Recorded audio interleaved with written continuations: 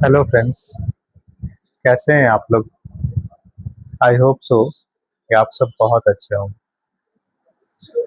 आज मैं आप लोगों के पास अपने जर्नी का,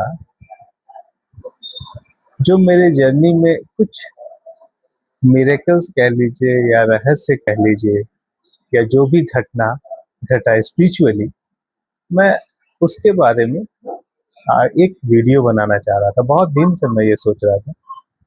आज वो समय शायद आ गया है कि मैं आपसे डिस्कस करूं। सबसे पहले मैं आपको एक बात बताता हूँ कि मैं बचपन से ही एक स्वप्न देखा करता था, और स्वप्न में एक गेट दिखता था मेरे को, बाहर का एक गेट, बड़ा सा गेट। अब वो गेट क्या था वो मैंने कभी सोचा ही नहीं, बस मैं अक्सर सपने में देखता था। लगता है सन 2006 5-6 के आसपास एक फ्रेंड, जो काफी क्लोज फ्रेंड है मेरा, वो हमको रांची के वाईएसएस, योगदा सत्संग सोसाइटी ऑफ इंडिया, अब योगदा सत्संग मठ उसका नाम हो गया है, वहां वो लेकर के गया। वो रांची में है और इतना खूबसूरत है कि मैं क्या बताऊं।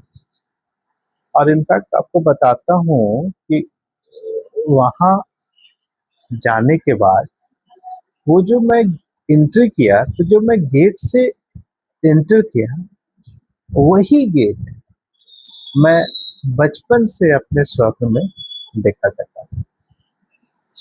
मुझे बड़ा आश्चर्य हुआ, और उस दिन के बाद से कभी दोबारा वो स्वप्न आया ही नहीं। कभी भी वो स्वप्न आया ही नहीं।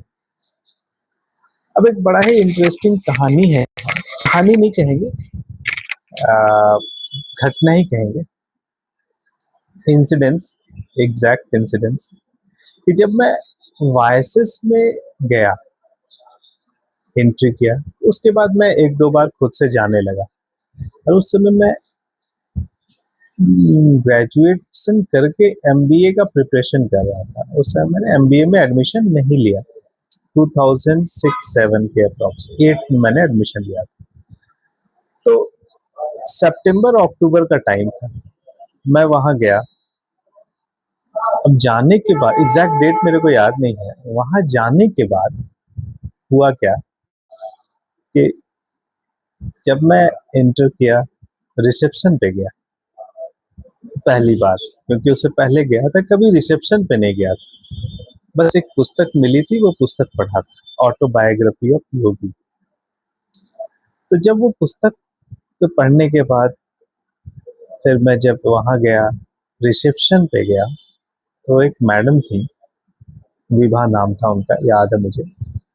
वो मैडम मेरे को बोली कि आप आश्रम आए हैं, तो कभी आप ध्यान किए हैं? हम बोले हाँ, बचपन से करते आए हैं, लेकिन कोई गुरु या कोई ऐसे लोग मिले नहीं कभी। बस जो सुना, देखा, तो ध्यान करना शुरू कर दिया। अब ये कैसे आया, क्यों आया, हमको भी नहीं पता। तो उन्होंने कहा कि आप जो है, आप एक बार गुरुजी के कमरे में चले जाइए। और फर्स्ट टाइम मैं वो गुरुजी का कमरा में,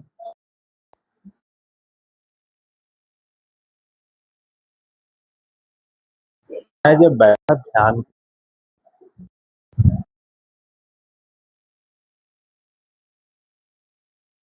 और उस 1 घंटे में पूरे समय बस आंख बंद किया, और एक ही प्रश्न भीतर आया कि मैं कौन हूँ, हु एम आई। बहुत अजीब सा लगा, क्योंकि हर बार ये प्रश्न, लगातार ये चैंट हो रहा है ये प्रश्न। तो फिर उसके बाद ध्यान लगा। ध्यान करने के 1 घंटे के बाद मैं उठ करके बाहर आया उनके पास। तो उन्होंने पूछा कैसा लगा, तो मैंने बोला क्या लगा, बार बार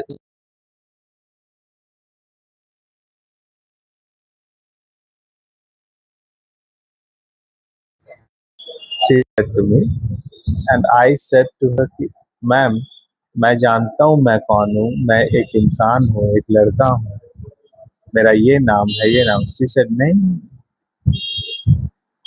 आप ये हैं ही नहीं, हम ये हैं ही नहीं।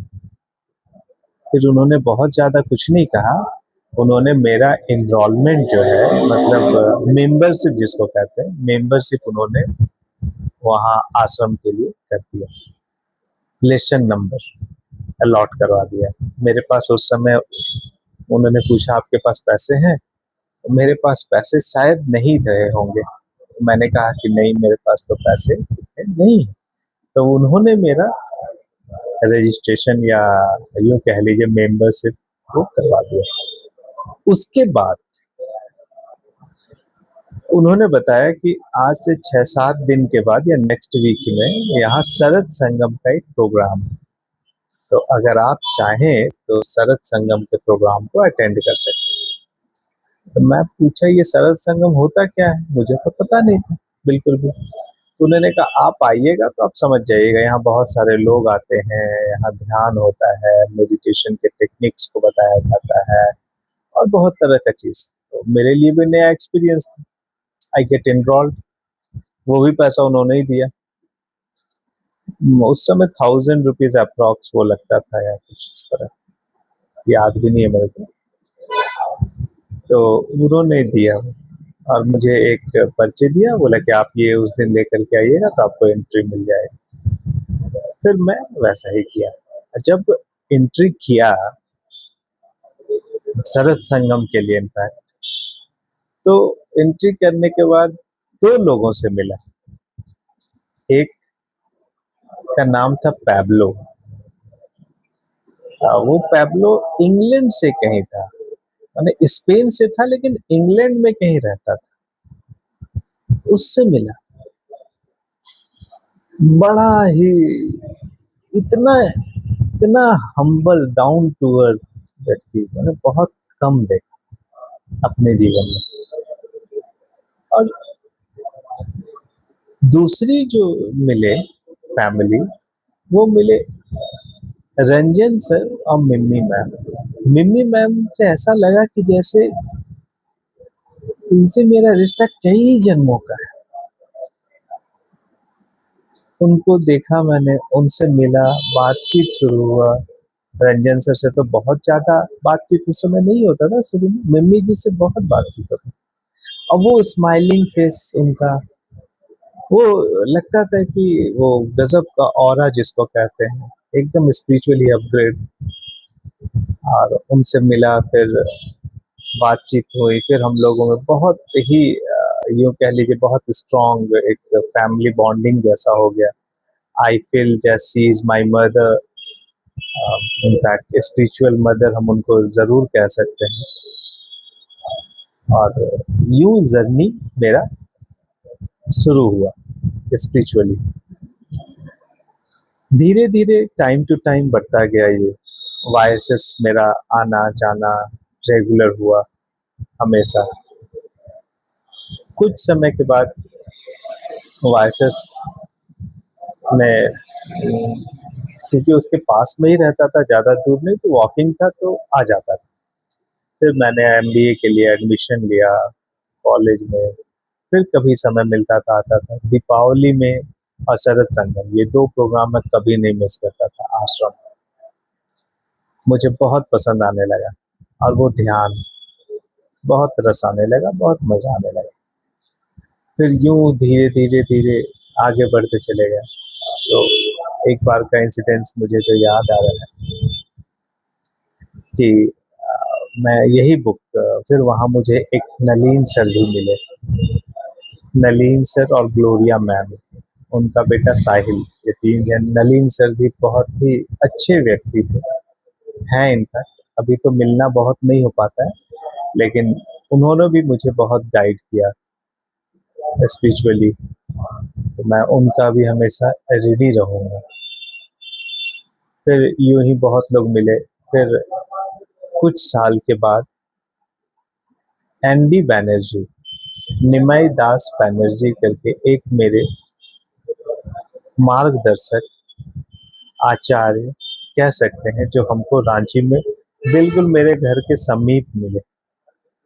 उनका घर रांची के न्यूक्लियस मॉल के सामने में, अंजलि मेंशन। वो जब मुझसे मिले और उससे पहले तक जो मेरा लाइफ इनफैक्ट था, वो सिर्फ गुरुजी, बाबा जी, लहड़ी महाशय, युक्तेश्वर जी और अनेक बाबा, मैं बहुत सारे आश्रम मठ बहुत घूमता था, बहुत जगह जाता था।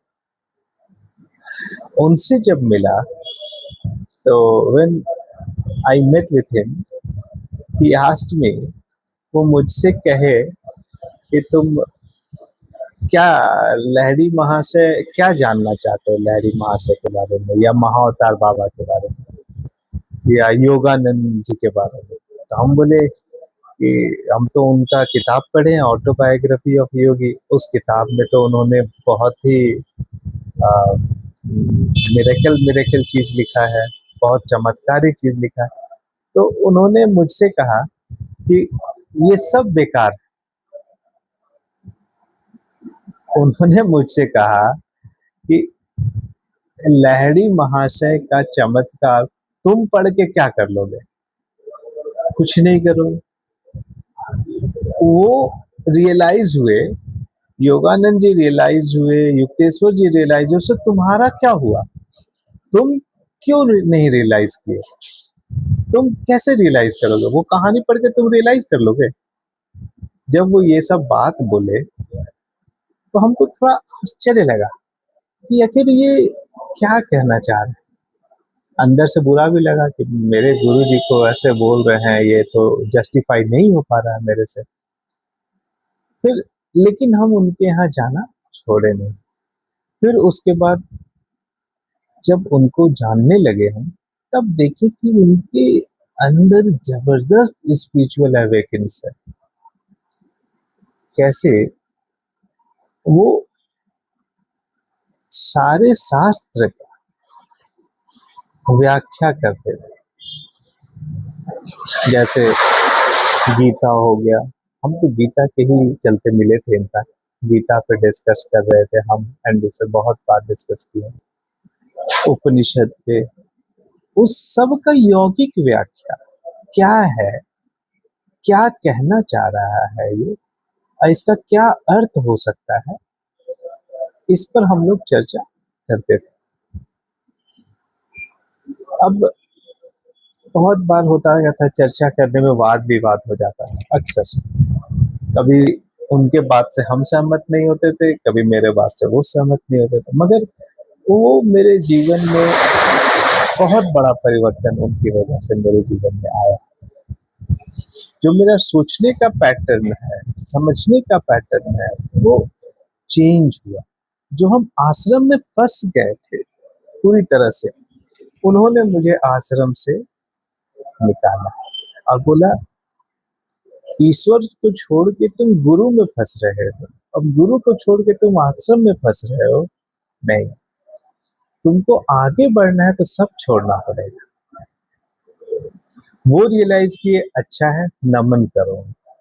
तुम रियलाइज कैसे करोगे? तुम रियलाइज करोगे जो तुमको क्रिया, दीक्षा या प्रोसेस मिला है उसको कर।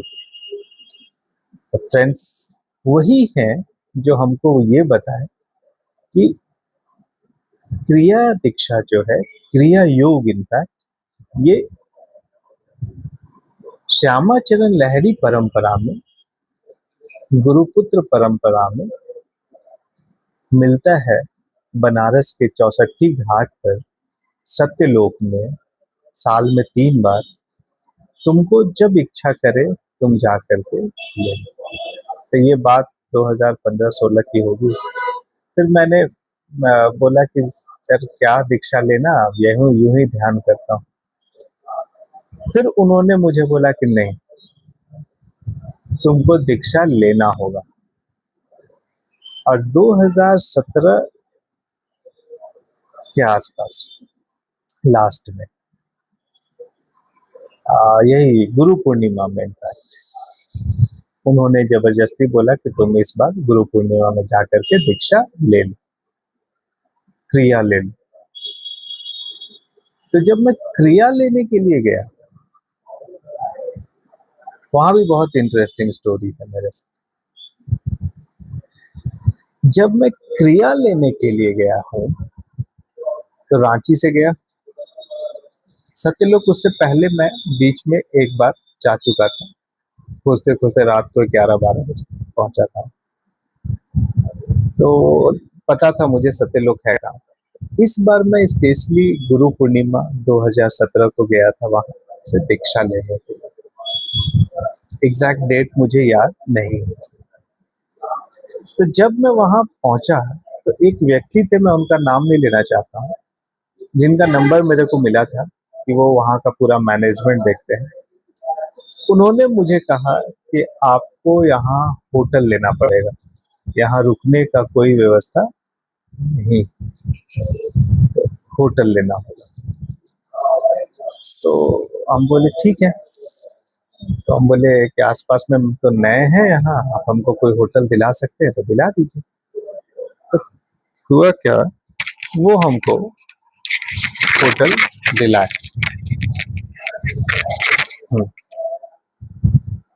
गए जब हम वो होटल लेने के लिए, तो उस होटल उस कमरे का किराया लगभग कोई 2500, कोई 2000, कोई 3000 इस तरह का बता रहा। अब मेरे पास उतना पैसा नहीं था, 3000-4000 रुपया ही मेरे पास था। तो हम बोले कि भैया ऐसा कीजिए, हम देख लेंगे, आप चले जाइए, कोई और होटल हम देख लेंगे, उनको बोल के। और जिसके साथ हमको भेजे थे वहां से हम चल दिए। फिर हुआ क्या कि बहुत जगह देखे, एक तो भयंकर गर्मी, पूरा पसीना पसीना, एक तो मेरा बैग पसीना पसीना और बैग के साथ, और बहुत लंबा सीढ़ी, मतलब 64 घाट नीचे फिर ऊपर, बार बार इधर उधर करना पड़ रहा, कुछ समझ नहीं आ रहा। तो मेरे को गुस्सा आ गया। मैंने वही बोला 64 घाट पे कि भाई लहरी महाशय, मैं आपको प्रणाम करता हूँ और अब मैं आपके यहाँ नहीं आऊँ, मुझे नहीं चाहिए दीक्षा। आपके यहाँ कोई इतने दूर से आया है और आपके यहाँ उसको रोकने का, ठहराने का व्यवस्था नहीं है, हमको नहीं लेना है। इससे अच्छा मेरा वायसेस है, हम आज नहीं तो फिर कभी जा करके वहाँ ले ही लेंगे। इतना बोला हूँ और मैं 64 घाट से नीचे उतरा। नीचे अगर आप लोग गए होंगे कभी तो देखे होंगे, 64 घाट से नीचे आइएगा, नीचे आने के बाद बाएं साइड जाइएगा दशाश्वमेध घाट की ओर, तो बीच में राणा महल पड़ता है। राणा महल के ठीक बगल से ऊपर की एक और सीढ़ी आया हुआ। तो हम नीचे उतरे, फिर आगे बढ़े और राणा महल के पहले वाला सीढ़ी जो है वो ऊपर चढ़े, और जैसे जैसे सीढ़ी आई तो देख रहे हैं कि वापस हम 64 घाट के ऊपर में पहुंच गए, जहां से हम नीचे उतरे, जहां वो 64 माँ का मंदिर है अभी उसी कॉर्नर पे एक साथ। जब वहां आए तो हम देखते हैं फिर यहीं आ गए। अब इतने में एक छोटा लड़का, बहुत छोटा लड़का होगा, कम से कम 10-12 साल का लड़का, छोटा ही था हाइट में, वो हमको बोला कि भैया आपको रूम चाहिए क्या। हम बोले यार इस मोहल्ले में इतना महंगा महंगा रूम है, कहाँ सस्ता रूम मिलता है यार, नहीं चाहिए। तो बोला नहीं, एक सस्ता रूम है, आप चलिए मेरे साथ, हम आपको दिला देते। हम सोचे चलो एक ये भी ऑप्शन देखते हैं। तो जब गए हैं तो वो रूम, एक छोटा सा घर है ठीक सत्यलोक के पीछे, ब्रह्मदेव नाम का वो होटल था, आज भी हमको याद है वो ब्रह्मदेवा होटल। तो जब उस होटल में एंट्री किए, देखे वो छोटा सा ही है, घर जैसा है। हम पूछे यहाँ रूम है, तो बोला हाँ रूम तो अभी जस्ट खाली होने वाला है, कोई विदेशी लेडीज थी वो खाली कर रही थी ना चेकआउट। तो बोला आप 5 मिनट रुकिए, हम आपको तुरंत अभी ये अरेंज। हम सोचे क्या रेट है, हम पूछे कितना है भैया प्राइस, तो मेरे को बोला 300 या 350 रुपया पर डे। हम तो भयंकर खुश हो गए, हम बोले रे लहरी माँ से, मनी मन उनको प्रणाम किए, फिर वो रूम के लिए बोला। तो इतने में हमको याद आया कि वो जो बच्चा हमको लेके आया है उसको हम जा करके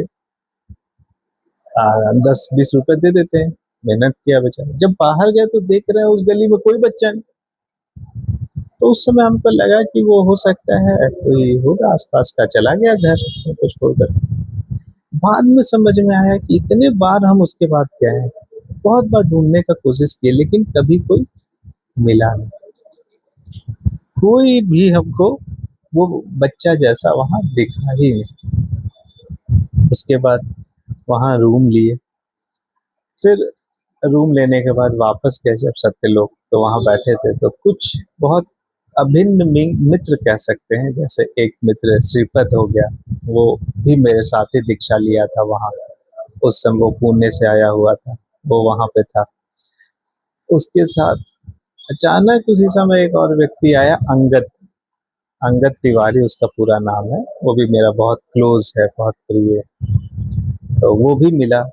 तो सत्यलोक से ये दो लोग मिले जो मेरे बहुत करीबी आज भी हैं, आज भी हमेशा टच में है, प्रायः रोज बात होती है। और ये दोनों बहुत अच्छी अवस्था के साधक हैं। ये हुआ, सत्यलोक पहुंचे, फिर वहां दीक्षा मिला। पहला दिन जब क्रिया मिला और आकर के जब हम रूम में अपनी क्रिया कर, तो मैं आपको बिलीव में कि वो जो एक्सपीरियंस, जो फर्स्ट डे हमको फील हुआ, रात भर सो नहीं पाए, रात भर क्रिया, यूं नहीं कहेंगे किया, क्रिया होता रहा। और बहुत एक अजीब सा आनंद उस कमरे में, उस होटल में के उस छोटे से कमरे में। दूसरे दिन भी आया सत्यलोक, फिर वहां बैठा। फिर उसके बाद लोग जो थे वो परिचय हो गया, बहुत लोगों से मिला। फिर वहां मेरे को बोले कि अब आप यहीं रहिए, यहीं रुकिए। फिर बोला नहीं, इस बार से नहीं, नेक्स्ट टाइम से वहीं रुकूंगा। तो ये मेरा दीक्षा लेने तक का एक्सपीरियंस रहा, जो मैं बनारस में दीक्षा लिया। इसके बाद क्रिया मिला। अब जब मैं क्रिया करना शुरू किया, तो मैं क्या देखता कि अब मेरे भीतर एक परिवर्तन क्या आने लगा कि मैं पहले बहुत शास्त्र नहीं पढ़ा था, सबको बकवास समझता था जनरल। लेकिन क्रिया करने के साथ साथ सारा शास्त्र का मैं व्याख्या शुरू कर दी। कैसे आया, कब आया, क्या हुआ, आई डोंट, हमको नहीं पता कुछ भी। हो सकता है कि ये एनडी सर का भी देन हो, बिकॉज तर्क शक्ति तो वहीं से खींचा मेरे, उनके से ही मिला ये। उन्होंने ही मेरे को पहले बार कहा था, मानो नहीं जानो, जो हमारा सारा शास्त्र लिखा है ये गूढ़ रहस्य को बताता है। अगर ऊपर ऊपर से पढ़ोगे तो ये कभी समझ में नहीं है। अगर इसको जानना है तो इसके भीतर जाओ। वो हमेशा फल्गु नदी का एग्जाम्पल देते थे कि दूर से देखोगे तो वो बालू ही नजर आएगा। तो शास्त्र को कोई सिर्फ पढ़ेगा रटंतु विद्या या तोते की तरह, तो वो सिर्फ उस बालू तक ही सीमित है। उसको जानना है तो वहां रुक करके थोड़ा उसके भीतर खुदाई कीजिए, तो आपको गहराई में एक शुद्ध निर्मल स्वच्छ जल मिलेगा। वो है सार, शास्त्र का सार जो वो कहना चाहता है। तो वहां से फिर मैंने उपनिषद पढ़ना शुरू किया, ब्रह्मसूत्र पढ़ना शुरू, ब्रह्मसूत्र नहीं, गीता पढ़ना शुरू किया। और बहुत सारा पुराण और बहुत सारा अष्टावक्र गीता से लेकर के बहुत सारे राइटरों का गीता यूं कह लीजिए, जो अपना अलग अलग व्याख्या किए। जैसे हमारे ही परंपरा के पंचानंद भट्टाचार्य का गीता, आर्य मिशन का गीता, फिर सान्याल महाशय का गीता, प्रणवानंद जी का गीता, योगानंद जी का गीता, और फिर एक यथार्थ गीता करके अगरानंद जी का आता है वो गीता, फिर रामसुख दास जी का गीता, फिर रामानुजाचार्य जी का गीता। ये सारा गीता मैंने पढ़ना शुरू किया और इन सबों का अपना यौगिक व्याख्या करने लगा। अभी भी करता हूँ। इसी चैनल पे आपको बहुत सारा चीज मिल जाएगा, अगर आप देखिएगा तो बहुत कुछ है इस चैनल में इसको समझने के लिए। इसके बाद यूं ही चलता रहा लाइफ। फिर दो 2019 का एक समय आया जो मेरे जीवन को बहुत बहुत झकझोर करके रख दिया। 2019 में मेरी से जो मेरी बड़ी बहन थी, इमीडिएट बड़ी, वो एक्सपायर कर गई। उन्होंने शरीर छोड़ दिया, या यूँ कह लीजिए शरीर छूट गया। और ये जो घटना है, ये घटना मुझे अंदर तक हिला कर गई। उस दिन मुझे समझ आया कि इस संसार में कितना भी प्लानिंग कर लीजिए, होगा वही जो प्लानर प्लानिंग करके रखा है। आपके प्लानिंग से रत्ती भर फर्क नहीं पड़ता। उस दिन एक बात समझ में आया कि जो है सो आज और अभी इसी समय है, कल का कोई भरोसा नहीं। बहुत लोग, मेरी माँ, रिलेटिव्स, वाइफ, सब लोग हमको यही सिखाते थे कि अभी तुम्हारा एज नहीं हुआ है ये सब करने का। तुम जब 60 साल 70 साल के हो जाना तब ये सब करना, अभी तुम्हारा एज कमाने का है। फ्रेंड्स, उस दिन समझ में आया वो किसी को नहीं पता कि कब क्या हो जाए। जो है सो आज अभी इसी वक्त है, इसलिए ध्यान में डूबो। जितना ध्यान में डूब सकते हैं, जितना उतना ध्यान में डूबो। ध्यान के अलावा कुछ काम नहीं है। फिर मैंने आचार्य रजनीश, जिनको ओशो कहा जाता है, उनकी भी कुछ पुस्तकें मैंने पढ़ी, कुछ टिप्स सुने, उनसे भी बहुत बल मिला। उनके कुछ सीरीज में भी मैं गया। फिर उस दौरान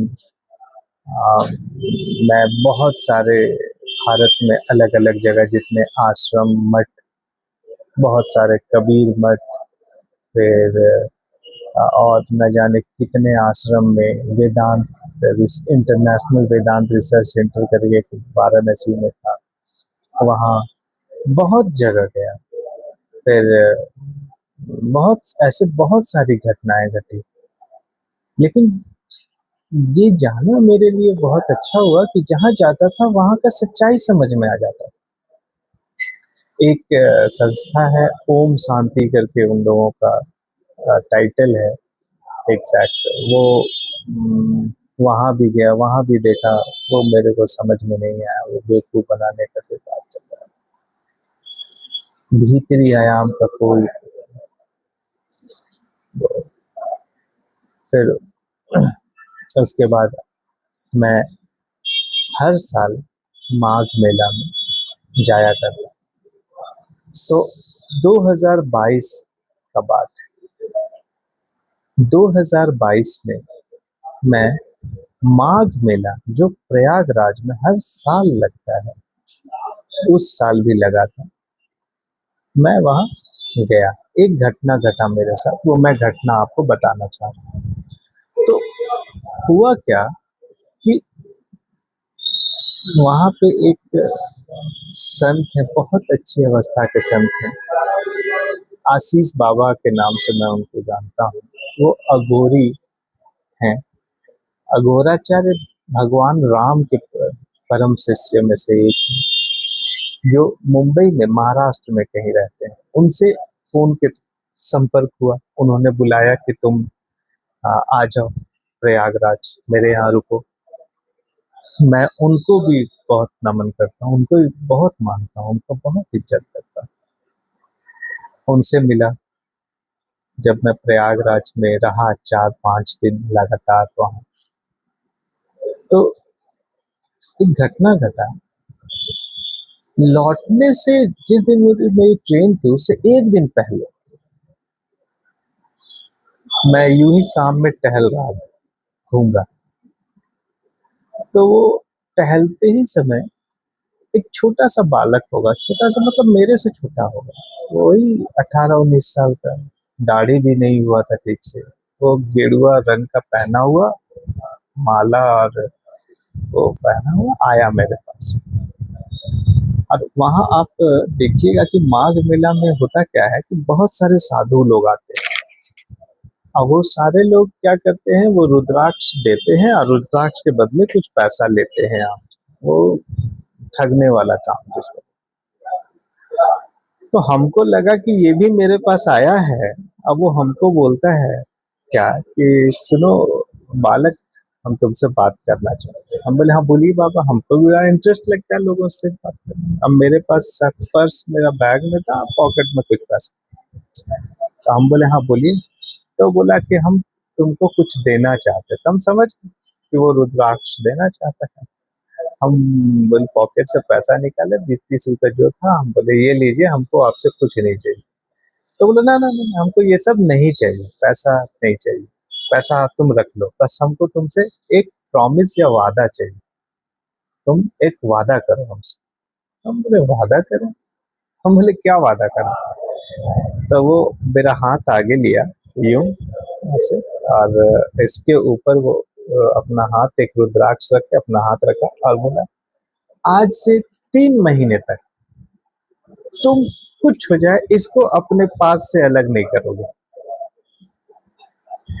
तो हम बोले कि ठीक है, नहीं करेंगे, ऐसा बोल करके अब वो हम लिए और अनमने मन से उसको, जैकेट था मेरा, ठंड का टाइम था तो जैकेट था ही, वो जैकेट में हम उसको, ये कहिए कि वो जैकेट को हम लगा लिए, डाल दिए जैकेट के पॉकेट में। जब जैकेट के पॉकेट में उसको डालते हैं तो जैकेट का पॉकेट मेरा भीतर से फटा हुआ था, वो फटा ही रहता है, हो जाता है साइड से।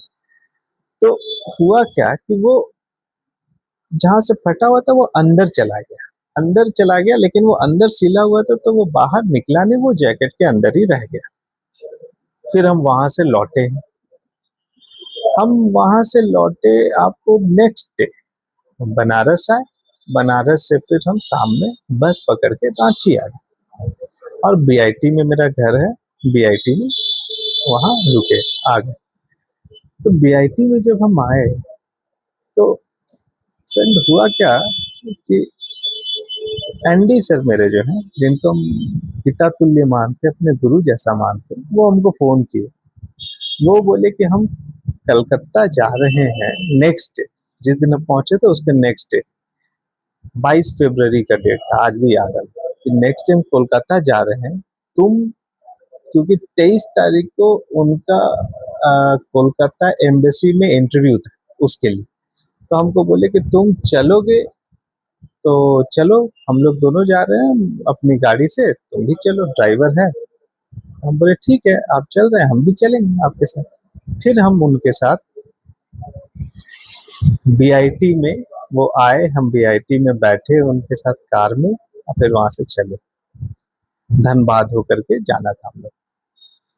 अब उनकी थी अल्टो 800, हाँ अल्टो या 8 अल्टो ही थी, अल्टो कार।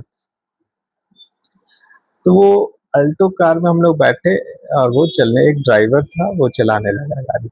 अब वो गाड़ी चलाने लगा, चलाते चलाते हम लोग धनबाद पहुंचे। तो धनबाद में आईएसएम में उनके कोई रिलेटिव हैं, एनडी सर की बहन रहती है वहाँ, जो डॉक्टर हैं, और उनके हस्बैंड भी कुछ डॉक्टर ही हैं कि क्या है। तो उन्हीं के घर पे हम लोग का नाश्ता, ब्रेकफास्ट हुआ, लगभग 10 बजे के आसपास। हम लोग सुबह 6 बजे निकले थे, 6:30 बजे, वहाँ 10 बजे तक हम लोग नाश्ता किए कि हम लोग अब कोलकाता के लिए निकलेंगे।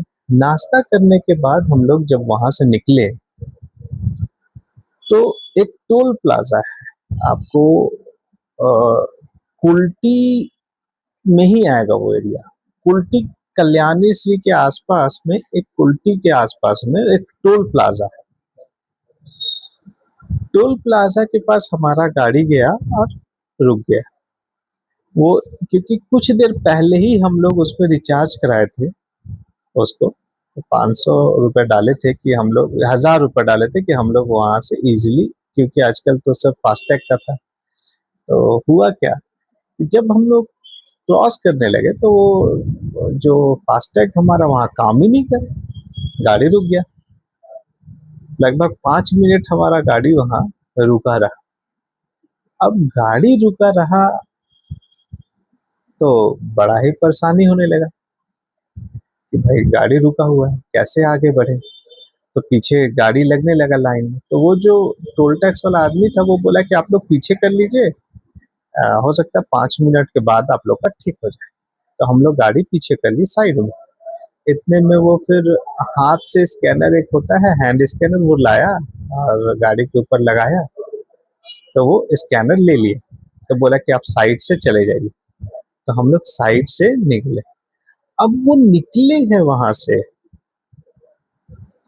और हमको लगता है विद इन 4-5 किलोमीटर ही आगे बढ़े होंगे। वो जो ड्राइवर था वो गाड़ी 120 का स्पीड, हम आगे बैठे हुए हैं देख रहे हैं, और आगे उसको डिवाइडर क्या हुआ था, जो मेन रोड था, जो हाईवे 6 लेन हाईवे है, उसका एक साइड बंद करके उसको दूसरे साइड में एंट्री करने के लिए आगे से ब्लॉक कर रखा था। अब वो गाड़ी इतना स्पीड में था कि हम सामने देख रहे हैं, हम सोचे कि आज कहानी मेरा खत्म। और माइंड ब्लैंक, अचानक से वो मारा जोरदार धक्का। इतना जोर धक्का था, इतना जोरदार धक्का था कि आगे का जो दोनों टायर है वो अंदर घुस गया। पूरा धुआं आगे से। हम फ्रंट सीट पे थे, मेरे बगल में ड्राइवर था, पीछे मेरे जस्ट पीछे वो मैडम थी और साइड बगल में एनडी सर थे। मैडम के नाक में चोट आया और ब्लीडिंग होने लगा था। एनडी सर के पैर में हल्का चोट आया था, लेकिन वो शांत। इतने में एक आदमी, और हम सबसे आगे बैठे हुए थे, तो जब ये धक्का लगा इतना जोरदार, तो हमको लगा कि आज मेरा पैर तो निश्चित कट गया, खत्म कहानी। फिर हम आंख बंद कर लिए, आंख खोले, पहले पैर हिलाया, पैर हिला, आंख खोले तो देख रहे हैं कि हम एकदम, फिर हाथ पैर हिलाए तो बस हल्का वो जो शीशा टूट करके लगा था कुछ कुछ, वो थोड़ा सा लगा हुआ, अदरवाइज एकदम ठीक है। इतने में एक आदमी आया पैर से, वो ड्राइवर तब तक निकल गया, एक सरदार जी कोई आ गया कहाँ से, वो लात मारा गेट को, तो गेट खुला, हम भी निकले क्योंकि वो गेट खुल नहीं रहा था, पूरा दब गया। फिर हम बाहर निकले, फिर अंकल आंटी दोनों को बाहर निकाले। ये घटना हुआ। इसके बाद फिर वो गाड़ी थाना चला गया, थाना से फिर वो बनने के लिए चला गया। और फिर इन लोगों को एक रिलेटिव थे एनडी सर के, जो दुर्गापुर में रहते हैं, वहां से फोन चला गया दुर्गापुर, वो लोग आया गाड़ी लेकर के, 1-2 घंटा लगा, लोग वेट किए। उनके घर शाम हम लोग चले गए। जब उनके घर पहुंचे हैं, उनके घर रात में, तो वो कमरे में हम सोने के लिए गए, तो अपने जैकेट में वो खोलते ही समय कुछ गड़ा पेट के पास हम, तो हमको लगा क्या कि ये शीशा का टुकड़ा होगा क्या। तो जब पॉकेट्स में हाथ डाले तो देखिए कोई शीशा का नहीं, लेकिन जब वो जो फटा हुआ एरिया है वो किसी तरह उसको लाए तो देखे कि वो रुद्राक्ष। अब वो रुद्राक्ष देखे तो पूरा सीन रिक्रिएट हो गया मेरे माइंड में कि कैसे एक आदमी मिला, क्या बोला हम मन ही मन बाबा जी को बहुत धन्यवाद किए, थैंक्स किए। ध्यान में बैठे वहाँ काफी देर रहे ध्यान में, फिर आराम किए, रात में नींद आया, सुबह उठे तो ये कहानी हम एनडी सर को पता नहीं बताए ही होंगे, याद तो नहीं है, लेकिन जरूर बताए होंगे उनको कि ऐसा ऐसा मेरे साथ हुआ और देखिए ये क्या हुआ। बिल्कुल जिसको कहते हैं मौत के मुंह से बाहर आ जाए। गाड़ी में करीबन लाख रुपए से ऊपर का खर्च लगा बनने में, उसका दोनों टायर और ये सब सब ब्लास्ट हो चुका था, पूरा रिम उसका पिचक गया था। इस घटना के बाद 2022 फरवरी का ये घटना है।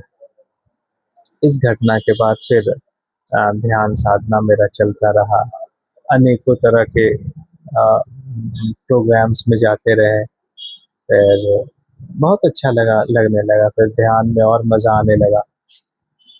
फिर वाईएसएस जाना मेरा रेगुलर हो गया, रेगुलर में वाईएसएस मैंने प्राय हर दिन ध्यान करने के लिए वाईएसएस आना जाना मेरा होने लगा, शुरू हो गया। इसके बाद आते हैं हम लोग 2026।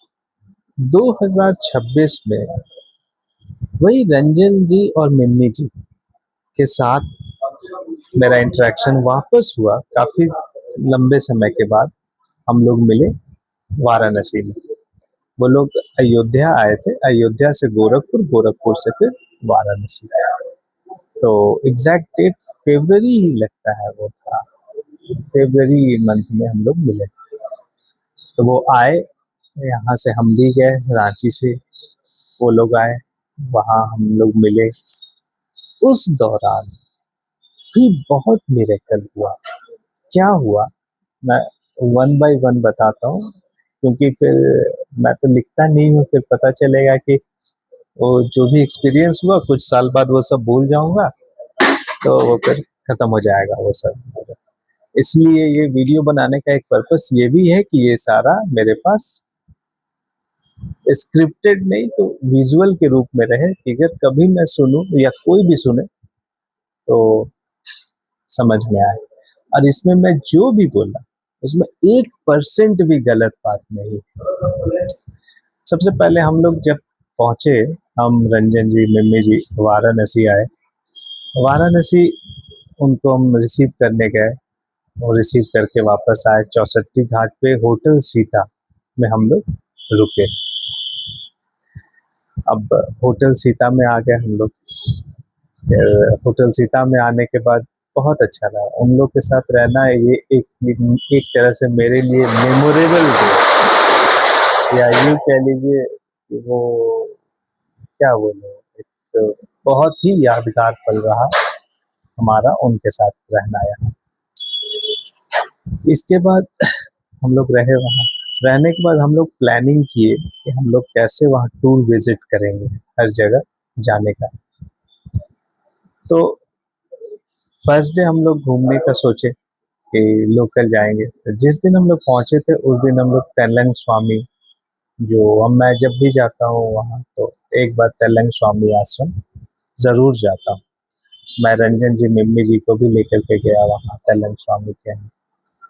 फिर उसके बाद नेक्स्ट हम लोग प्लान किए कि आज जो है हम लोग वो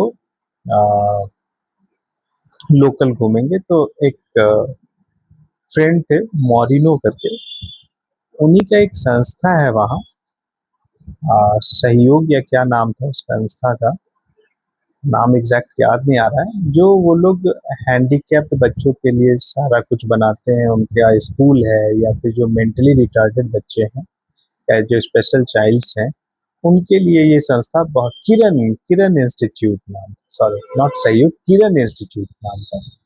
अब बहुत ही सुंदर, बहुत ही लाजवाब। तो उनसे मिलने के लिए हम लोग कार हायर किए और कार से जाने लगे। तो अब बिलीव मी कि हम लोग जब वहां पहुंचे और वहां से सोचे वापस जाकर के हम लोग चले जाएंगे कहाँ, तो सारनाथ। उस दिन हम लोग का सारनाथ जाने का प्लान था। तो सारनाथ के लिए जब हम लोग जाने के लिए सोचे, रास्ते में ही बीच रोड में हमारी जो कार थी उस कार का पेट्रोल खत्म हो गया, एकदम बीच रोड में। और आप बनारस का रोड तो जान ही रहे। अब लोग पीछे से हॉर्न मारने लगे, फिर रोड थोड़ा जाम होने लगा। इतने में एक आदमी आया, मोटरसाइकिल बाइक वाला आदमी।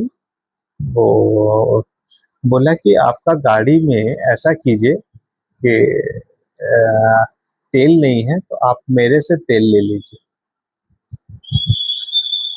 तो वो अपने गाड़ी से तेल निकाला, 1 लीटर होगा वो बोला, और उसके बदले हम लोग उसको 100 रुपए दिए भी थे। वो लिया और बोला कि इसको डाल लीजिए, आप पेट्रोल पंप तक चले जाइए। फिर वहां से हम लोग पेट्रोल पंप तक पहुंच गए, फिर पेट्रोल लिया, फिर आगे हम लोग सारनाथ गए। तो ये पहला मेरे के लिए लगा कि चलो एक इंसिडेंस हो सकता है, एक घटना हो सकता है आगे। जब हम लोग वापस आए, इनफैक्ट उसके बाद, ये उस दिन का बात है, लेकिन ये भी एक आश्चर्य का बात ये है कि कैसे कोई आदमी आया और कैसे हेल्प किया। जब हम लोग वापस आए उधर से, कार हम लोग को रोका जहाँ, वहां से पैदल आए।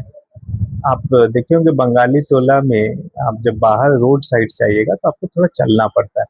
बीच में लहड़ी महाशय का पुराना वाला घर आया। अब उस घर के बाहर हम, रंजन जी और मिम्मी जी, तीनों बैठे। रात का 9 साढ़े 9 बज रहा होगा।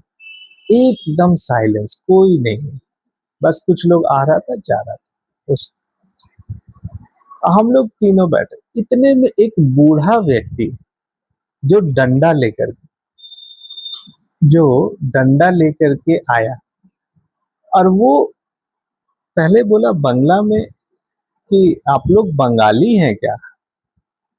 अब हमको अंदर से लगा कि यार ये आदमी बड़ा अजीब है, यहाँ देख रहा है शांति से बैठे हैं और ये जो है बोले जा रहा है। तो हम बोले कि हाँ बंगाली हैं। मैं कहाँ से आए हैं, मैंने वो बात कर रहा है और हम लोग इग्नोर कर रहे हैं इनका। लेकिन उस आदमी का आंख में इतना चमक कि हम आज तक कभी कभी उस चीज को सोचते हैं तो मेरे हाथ का रोंवा खड़ा हो जाता है। ऐसा चमक हम कभी किसी के आंख में देखे ही नहीं, इतना चमक। हम मन ही मन सोच रहे हैं कि ये क्या बोल रहा है। फिर उसके बाद वो क्या बोला कि ये तो जो लहड़ी महाशय का घर है ना, यहाँ मेरा पोता ही रहता है, यही यहाँ का डेली पूजा पाठ कराता है। अब वो बोल करके वो, फिर हम लोग उनको हाथ से इशारा किए प्रणाम का, और वो फिर आगे चले गए। फिर उसके बाद वो कुछ बोले नहीं।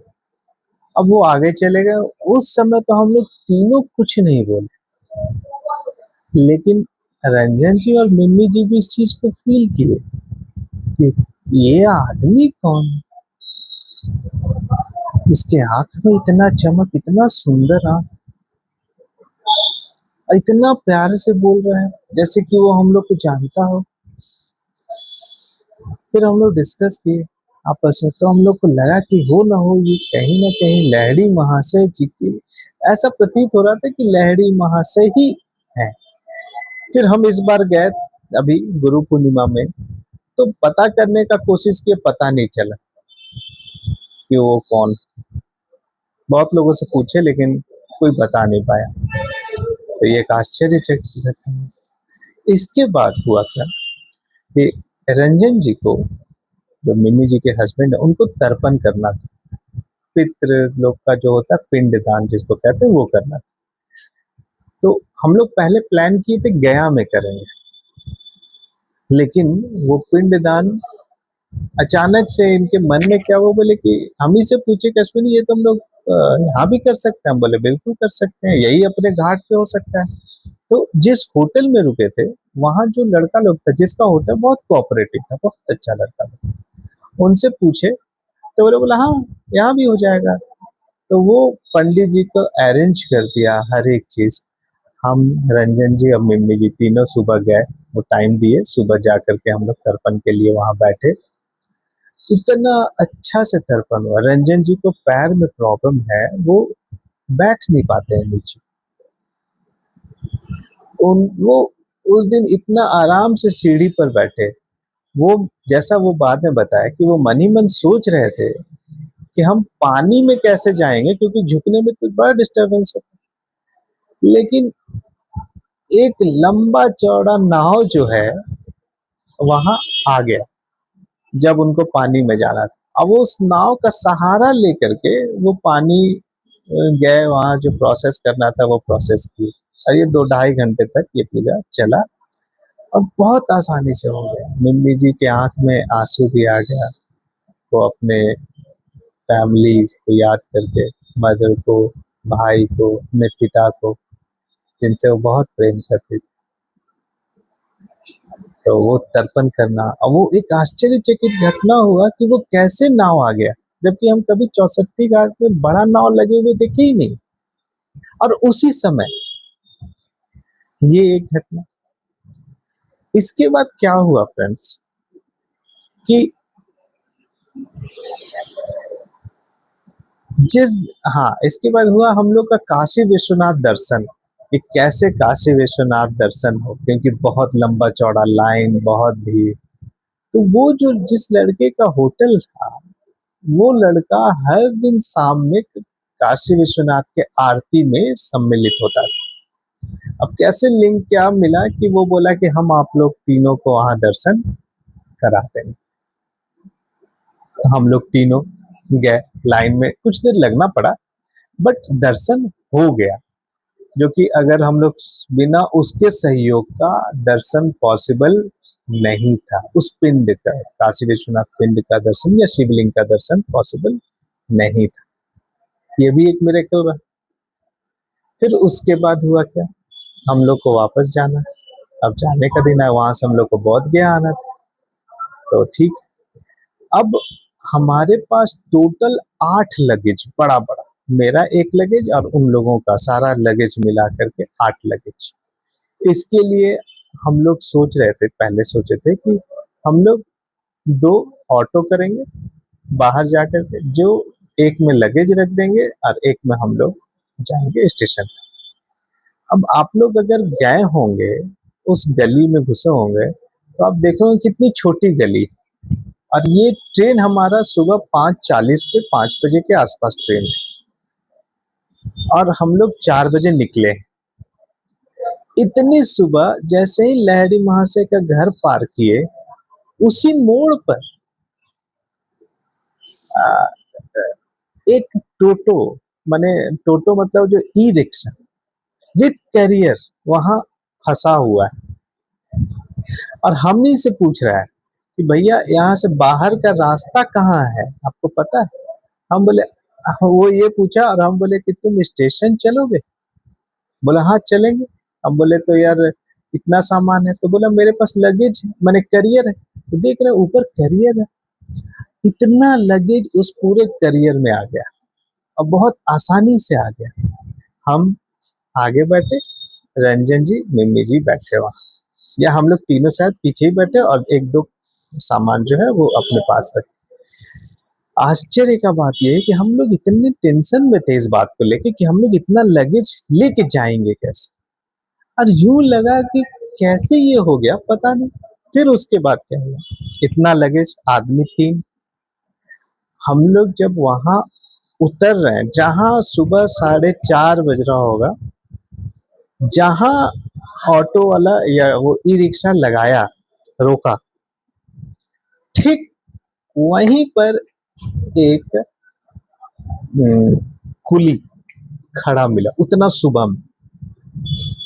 अब वो न दाम पूछा, न रेट पूछा, न कुछ। वो सारा, हम उतरे पहले, हम बोले कि हम लोग को वो ट्रेन पकड़ना है गया वाली, जो देवघर जाती है, गया जाना है। तो बोला ठीक है आइए हम पहुंचा देंगे। तो वो पहुंचाने के लिए वो सारा लगेज जो है वो खुद उतारा। लगेज लगेज उतारने के बाद वो ले करके गया, वहां हम लोग को प्लेटफॉर्म नंबर 3 पर रखा। फिर वहां रखने के बाद ट्रेन आई, वो ट्रेन में चढ़ाया, और रंजन जी पैसा दिए, वो लिया और चला गया। और हम लोग तीनों इतना आश्चर्यचकित रह गए कि जो हम लोग इतना सोच रहे थे कि इतना दिक्कत होगा, एक्चुअली दिन होता तो शायद उतना दिक्कत नहीं होता, क्योंकि बहुत तो लोग मिल जाते। लेकिन सुबह सुबह 4 बजे, 4:30 बजे के आसपास कोई नहीं जब रहता है रोड पर, तब कोई मिल जाना, वो इजी मिल जाना, ये मिरेकल नहीं तो और क्या है। ये घटना बनारस का घटा। इसके बाद वहां से हम लोग आ, गया आए, गया रहे 2 दिन, और फिर हम गया से वापस रांची के लिए आ गया। उन लोग गया से फिर आगे चले गए दीघा, कुछ दिन दीघा रह करके फिर वो लोग कलकत्ता चले गए। ये पूरा घटना जो है, ये बनारस ट्रिप का या वाराणसी ट्रिप का जो हम लोगों के साथ घटा, वो हम आपको एक्सप्लेन किए। अब आते हैं थोड़ा सा और आगे, आज से ठीक 1 महीने पहले अचानक से मन में इच्छा आया कि महाअवतार बाबा जी के केव जाना है। हालांकि केव हम एक बार और जा चुके हैं, कुंभ के पहले 2024 के जस्ट पहले हम गए थे केव। फिर जो इम्पोर्टेंट घटना है जो घटा, मैं उसका जिक्र कर रहा हूँ। अभी जो एक घटना घटा है कि हम यहाँ से जब पहुंचे हैं बाबा जी के केव जाने के लिए, मेरी मदर भी बोली हम भी चलेंगे। तो हम रांची से पहले दिल्ली पहुंचे। दिल्ली मेरे एक रिलेटिव हॉस्पिटलाइज अभी भी हैं, तो उनको देखने के लिए भी गए थे, मेरे बुआ फूफा जी कहने में। वहां से फिर हम दिल्ली से आगे बढ़े। दिल्ली के बाद काठगोदाम गए। काठगोदाम में फिर वहाँ एक ड्राइवर को बुलाए थे, पहले ही फोन से सारा कुछ सेटिंग कर लिए थे जोशी लॉज से ही। तो वहाँ बुलाए हुए थे, वहाँ आए हम। वो ड्राइवर आया, बहुत अच्छा, रोहित नाम का लड़का था, बहुत अच्छा लड़का था। वो आया काठगोदाम रेलवे स्टेशन, हम लोग को लिया। फिर सबसे पहले हम लोग नीम किरोली बाबा रास्ते में पड़ते हैं, तो वहां गए। और जब नीम किरोली बाबा जी के यहाँ पहुंचे हैं, सुनते थे बहुत भीड़ रहता है वहाँ, बहुत भीड़। लेकिन उस दिन ऐसा मानो कि कोई भीड़ नहीं, हो सकता वो वर्किंग डे रहा हो, इसीलिए ऐसा सुनते थे हमेशा कि वहाँ पार्किंग फुल रहता है। लेकिन उस दिन हमको फ्रंट पार्किंग मिला, एकदम गेट के बगल में। अगर आप लोग गए होंगे तो आप देखे होंगे कि वो आप क्या करते हैं, वो रेलिंग है, रेलिंग के अंदर से जा करके वो फिर आपको राउंड से घूम करके बाहर आ जाना है, बस यही हो। गए, बाबा को प्रणाम किए बहुत अच्छे से हम लोग, हम माँ, और कुछ फोटो और वीडियोस बनाए। फिर वहां से हम बाहर आए। जब बाहर आए फिर हम सोचे कि मात्र 5 से 10 मिनट के अंदर दर्शन हो गया। बाबा को बहुत बहुत धन्यवाद दिए। हम पहले भी एक बार नीम किरोली बाबा उस समय गए थे, तो कुछ एक एक्सपीरियंस भी घटा था। फिर उसके बाद हम वापस जब आए हैं, वहां से वो ड्राइवर बोला कि चलिए, आपको लगभग 1 बज रहा होगा। वो बोला कि अब चलिए, अब चलेंगे, शाम का समय हो रहा है, तो हम लोग को जाना। फिर हम लोग वहां से गाड़ी लिए, वही इसी गाड़ी में बैठे और फिर कुक्कू चीना के लिए रानी खेत होते हुए पहुंचे। तो जब जाने लगे तो बीच में माँ को वॉमिटिंग भी हो गया। वो रोड इतना ज्यादा घुमावदार है रानी खेत का, रानी खेत से द्वारहाट के बीच का, वो जो 30 किलोमीटर, 40 किलोमीटर का, 50 किलोमीटर का जो रोड है, वो बहुत घुमाव, पहाड़ों का रोड। जैसा कि ड्राइवर बताया कि भैया सुबह आ रहे थे तो लैंडस्लाइड हुआ था, रोड ब्लॉक था। अभी जा रहे हैं तो कोई रोड ब्लॉक नहीं, कोई लैंडस्लाइड नहीं, बिल्कुल खाली। फिर वहां से जब आगे बढ़ते गए तो हम लोग अप्रोक्स शाम के 6 बजे तक कुक्कू चीना पहुंच गए। तो जब कुक्कू चीना पहुंचे, जब कुक्कू चीना पहुंचे हैं, तो हुआ क्या कि होटल में एंट्री भी नहीं किए हैं। वो लॉज है, वो जोशी जी को बस बोले कि जोशी जी आ गए, तो बोले जाइए आपका कमरा हम भेज रहे हैं। लड़का वो आया चाबी लेकर के, वो 1 नंबर रूम दिया, रूम नंबर 1 था शायद। तो जस्ट गेट चाबी दिया और हम ही गेट खोले हैं, और मम्मी पीछे थी। इतने में वो एक पर्दा टंगा था, वो पर्दा गिर गया। तो जब वो पर्दा गिरा मेरे ऊपर, तो हम उस पर्दा को उठाए और टांग दिए। फिर मम्मी को बोले आइए, मम्मी आराम की, क्योंकि बहुत उनको वॉमिटिंग हो गया था। फिर जूस वगैरह लाए थे, उनको दिए, और हम बाथरूम चले गए, फ्रेश हुए। ठंडा बहुत लग रहा था। वहां से निकलने लगे तो फिर वही पर्दा हटा रहे थे जब बाहर जाने के लिए, देखिए पर्दा पे कुछ काला काला है। रात शाम टाइप का था, तो ठीक से पता नहीं चल रहा था, तो हम बोले क्या है भाई? तो जब टॉर्च जला के देखते हैं मोबाइल का तो देखते हैं एक बिच्छू। हम बोले वाह, काट देता तो क्या हो जाता अभी? तो फिर वो बिच्छू था। फिर जोशी जी को फोन किए, वहां से एक आदमी आया, वो बिच्छू को मार के फेंक दिया। फिर वहां बाहर गए, देखे, बहुत अच्छा लगा उस समय का। फिर वहां से आने के बाद रूम में एंट्री किए, फिर रात में डिनर मंगाए, बोले हम जोशी जी को जल्दी भेजिए, भूख लगा है, खा करके सोएंगे। फिर खाए, सोए। सुबह उठते हैं तो ठीक जहाँ हम सो रहे हैं, उसी कॉर्नर पे एक और बिच्छू, इतना बड़ा सा बिच्छू वहां पे। अब वो बिच्छू हमको कुछ किया नहीं हालांकि। तो वहां पे गए बिच्छू, और वो बुलाया फिर जोशी जी को, फिर वो आया। वो हम बोले जोशी जी को, भैया आप ये रूम चेंज कीजिए, हम इस रूम में अब माँ को अकेले नहीं छोड़ेंगे, क्योंकि हमको केव के लिए चढ़ाई करना था। तो सुबह का समय था, तो हम बोले ठीक है। तो इतने में हम क्या किए कि वो माँ को बोले कि माँ अब हम नहाने जा रहे, नहा धोआ करके आए, और फिर केव के लिए चढ़ना था। तो 8 बजे तक वो ड्राइवर आ गए थे, रोहित जो थे। फिर हम केव के लिए आगे बढ़े। मम्मी बोली कि चलो हम केव तक तुमको, ऊपर तो नहीं जाएंगे, गाड़ी से जहाँ तक गाड़ी जाता है वहां तक तुम्हारा साथ चलते हैं, 2 किलोमीटर है वहां से। तो फिर हम वहां से जब गए, जाते हुए जैसे ही पहुंचे तो देखते हैं खूब बारिश, भयंकर बारिश हो रहा था, 2 दिन से लगातार बारिश, इतना बारिश के क्या बता। अब पहाड़ों का बारिश तो बहुत अजीब होता है, जानते ही हैं, खूब बारिश। तो एक रेनकोट हम पहले ही खरीद लिए थे, तो वो रेनकोट पहने। अब रेनकोट पहनने के बाद हम धीरे धीरे ऊपर चढ़ाई शुरू की। मम्मी लोग को वापस भेज दिए। जाते समय वो ड्राइवर हमको बोले, रोहित जो थे, कि भैया वहां से 2 किलोमीटर ऊपर चले जाइएगा, वहां पे आपको एक पांडव खोली नाम का जगह है। हम बोले ठीक। हम सोचे नहीं थे उस समय तक कि जाना है, क्योंकि इतना बारिश में कहाँ जाए। फिर धीरे धीरे हम ऊपर चढ़ते गए, बाबा जी का नाम लेते हुए, जय बाबा जी, जय बाबा जी, बाबा जी, बाबा जी, बाबा जी।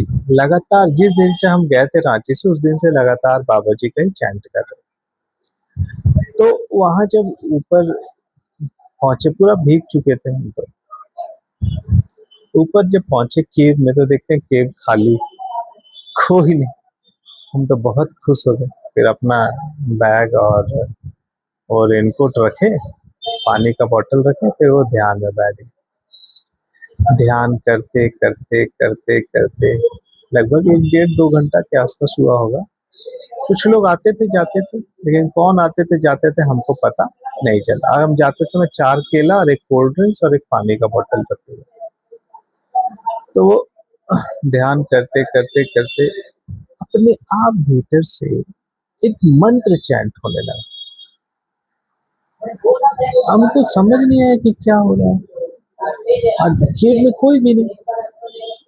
हम देख रहे हैं कि हम कुछ बोल नहीं रहे हैं, लेकिन वो अपने आप धीरे धीरे चल रहा है, मंत्र चैंट हो रहा है। क्या हो रहा है क्या नहीं हो रहा है हमको भी कुछ समझ में नहीं आ रहा। तो फिर ऐसा होते होते आ, फिर हमको समझ में नहीं आया कि क्या हो रहा है। फिर उठे, इतने में कुछ लोग आए, और उस समय टाइम हो रहा था लगभग 2 बज रहा होगा, 1 से 2 के बीच। उनके साथ एक डॉगी कुत्ता भी ऊपर आया, भैरव जिसको हम बोलेंगे, वो भी ऊपर आया।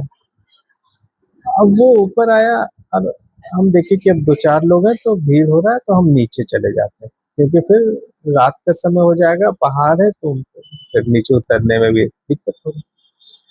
तो हम नीचे जाने लगे। इतने में एक लड़का था, वो बोला भैया नीचे जा रहे हैं, आप ऊपर चले जाइए, पांडव खोली है ऊपर। तो हम पूछे कितना देर लगता है, तो बोला ज्यादा देर नहीं लगेगा, आप जाइए। तो हम बोले रास्ता? तो वो बोला कि देखिए रास्ता तो अभी नहीं है, लेकिन कुछ निशान लाल रंग का बना हुआ है, वो निशान देख के आपको जाना पड़ेगा।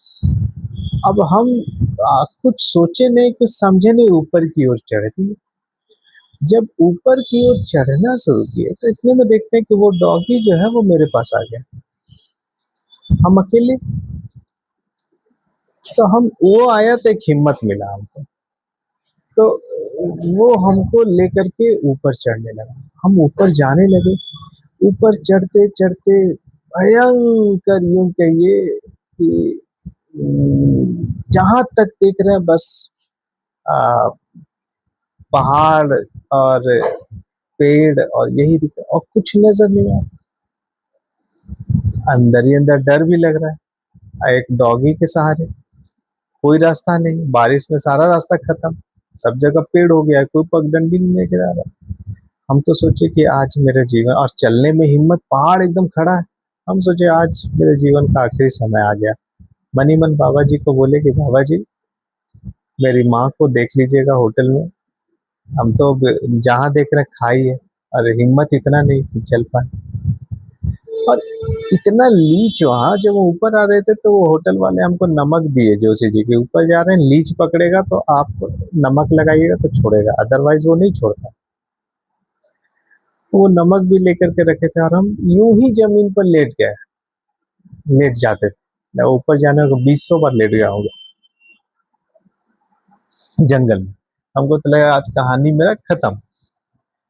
मगर फ्रेंड्स, एक न लीच पकड़ा न कुछ, और वो डॉगी हमको रास्ता दिखाता हुआ ऊपर तक लेके चला गया। जब ऊपर गए इतना थक चुके थे हम कि हम एक कदम नहीं चल सके। तो एक लड़का आया, देख करके हमको बोला कि अरे भैया इतना थक गए हैं आप बैठिए, हम चाय पिलाते हैं आपको हर्बल टी। हम पूछे कि यहाँ पे बाबा रहते हैं क्या? बोला हाँ रहते हैं। हम बोले एक बार मिलाना, मिलेंगे, सुनते हैं मिलते नहीं। बोला अच्छा हम पूछ लेते हैं। हमको चाय पिलाया, फिर वो बाबा के पास मिलाया। जब वो बाबा से मिलाया, बाबा से बातचीत हुआ, तो हम उनको बताए कि हमको देखिए अंदर एक मंत्र मिला। वो क्या था? क्रिया ये कि ओम क्रिया बाबा जी नमः। हम तो कभी सुने नहीं। तो बोले कि ये क्रिया का दो तरह से क्रिया दीक्षा होता है, एक मंत्र के द्वारा और एक प्राणायाम के द्वारा। तो फिर हमको बताया कि वो मंत्र को कैसे जपना है, ये बाबा जी के वजह से आपको प्राप्त हुआ है। हम बोले बाबा अब हम नीचे जाने का हिम्मत नहीं है, आप हमको बग्गी वाला बुला दीजिए, घोड़ा वाला बुला दीजिए, जो हमको लेके चला जाए। क्योंकि वो जो रास्ता, दूसरा रास्ता जो नीचे जाने का था, जो सीधा जोशी लॉज तक पहुंचता था, वो 4 किलोमीटर का। तो हम बोले कि कैसे जाएंगे, हम तो एक कदम नहीं चल पा रहे। तो उनके पास एक धूनी जल रहा था, वो उठाए धूनी और मेरे सर पे लगाए और बोले कि अब आप जाइए नहीं तो रात हो जाएगा, अब आपका थकान सब खत्म हो जाएगा। वो ये बात बोले। हम सोचे कि क्या थकान, मैंने उस समय सोचे नहीं कुछ। आए बाहर और वीडियो बनाने लगे। वीडियो बनाने लगे तो हमको लगा कि अब अचानक से सोचा कि मेरे अभी तो इतना थकान, अभी हम बैग ले लिए, सब कर लिए, वीडियो बना रहे हैं, अब इतना एनर्जी से भर गए। फिर बिलीव नहीं कीजिएगा, 1.5 घंटा लगा ऊपर से पैदल आने में, लेकिन कोई थकान नहीं। तो ये मिरेकल नहीं तो क्या है? ये मेरी जर्नी का आज तक का, अगस्त 2026 तक का एक्सपीरियंस है, जो मैं आप लोगों के साथ शेयर किया। धन्यवाद। Thank you.